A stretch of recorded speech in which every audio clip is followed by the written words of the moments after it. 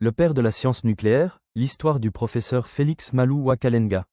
Imaginez un Congolais dans les années 1960, spécialiste en physique nucléaire, à une époque où très peu d'Africains avaient accès aux grandes sciences du monde. Il s'appelle Félix Malou Wakalenga.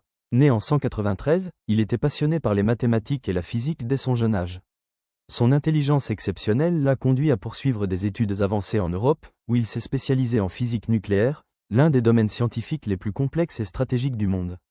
Il aurait pu rester en étranger, il aurait pu construire une carrière confortable en Europe. Mais il fait un choix rare. Il est devenu servir la République démocratique du Congo. À son tour, il devient le premier directeur général du Commissariat général à l'énergie atomique. Aujourd'hui connu sous le nom Centre régional d'études nucléaires de Kinshasa. Sous sa direction, le réacteur nucléaire de recherche de Kinshasa est réhabilité, sécurisé et orienté vers des usages pacifiques, médecine nucléaire.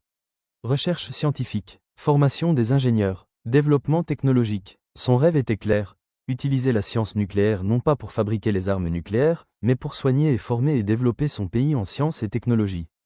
Dans un pays connu pour son uranium historique, il a voulu que le Congo ne soit pas seulement fournisseur des matières premières, mais producteur du savoir. Il est décédé en 2011, mais son héritage est immense, il a prouvé que la science nucléaire peut être maîtrisée par un Congolais.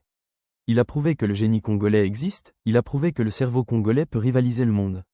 Aujourd'hui beaucoup parlent des richesses du sol congolais, mais Félix Malou Wakalenga nous rappelle une vérité plus grande. La plus grande richesse congolaise n'est pas dans le sol, elle est dans l'esprit de ses enfants. Si cette histoire vous inspire, partagez-la et ensuite abonne-toi dans mon compte TikTok pour ne rien manquer des prochaines vidéos. Respect éternel, le meilleur scientifique de la République démocratique du Congo. Parce que la République démocratique du Congo a aussi des héros scientifiques.